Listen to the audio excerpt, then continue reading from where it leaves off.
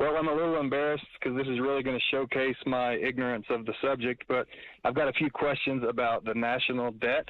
Who do we owe this $33 trillion to? Why, as a country, did we borrow it in the first place? Mm-hmm. Is it even possible or logical for our federal government to pay off this debt and operate debt-free? Those are great questions. Well, who we owe the money to, or whoever bought the Treasury bills, are called T-bills. And the Treasury of the United States issues a bond, and if you buy that bond, then that means that if I buy a, $100,000 Treasury bond, that means the United States of America owes me $100,000 if I bought that bond, and it pays me a certain interest rate. Now, I know they're never going to pay the bond, or if they do, they're going to pay it by issuing another one. Yeah. Okay? Which is, if it actually ever does come due, that's how they do it. They'll issue another set to cover the ones that are coming due. But I also know that I can sell that bond at any moment because the credit rating of the United States of America is still strong. Okay? So that's how they finance it. And the danger is when foreign countries or foreign entities of any kind, wealthy corporations in foreign countries buy up a bunch of that.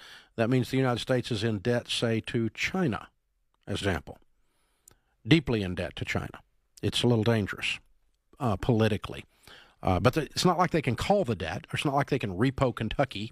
So it's okay. So, but when the revenue coming in from taxes and other things won't cover the expenses of highways and military and $45,000 toilet seats and $1 billion to this country and $8 billion to that country in supplies, which we do pretty regularly. We give billions and billions and billions away overseas. When we don't have the income in a year, the amount that we're short, the difference is called the deficit. And the amount that we borrow has gone up every year because we keep spending, not just spending more than we make, but every year spending more than we make. We raise the amount that we're going into debt. So when they say they cut the deficit, all that means is they didn't go over budget quite as much. That's all it means. And then the last question is, can we get rid of it? Mathematically, we could. I don't think we have the political willpower to do it. Because as soon as you tell your Uncle Henry, who gets a subsidy because he runs a dairy farm from the U.S. government, that he's not going to get that subsidy anymore because we're cutting our expenses, then he's not going to vote for that congressman, and that congressman's going to get replaced by a congressman who will spend money like he's a drunken congressman, right? Yeah. In theory, a lot of people say, I'd like to balance the budget where we're not going further in debt, but to do that would require cutting a lot of things out. And the problem is we're so far in debt now that a big portion of the budget is just the interest on the old debt. Right. And you can't cut that. You got to pay that.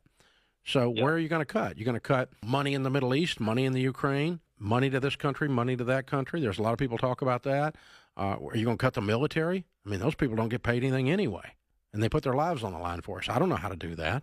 The amount of hate that it would generate because of the number of lives it would touch to cut everything necessary to cut to get it down to balance I don't know if anybody's got the political capital to pull that off, either side.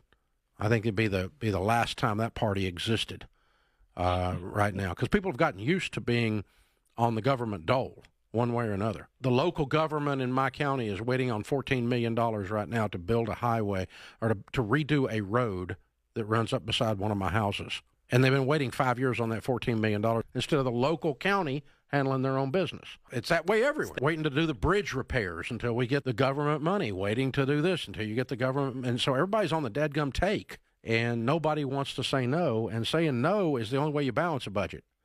When you do it at home, Casey, when I do it at home, the way I live on less than I make is I look at the kids and I say no. I look at my wife and we look at our budget and we go, we can't go on vacation. We're broke people. We got to not be broke people before we can go on vacation. We can't afford that car.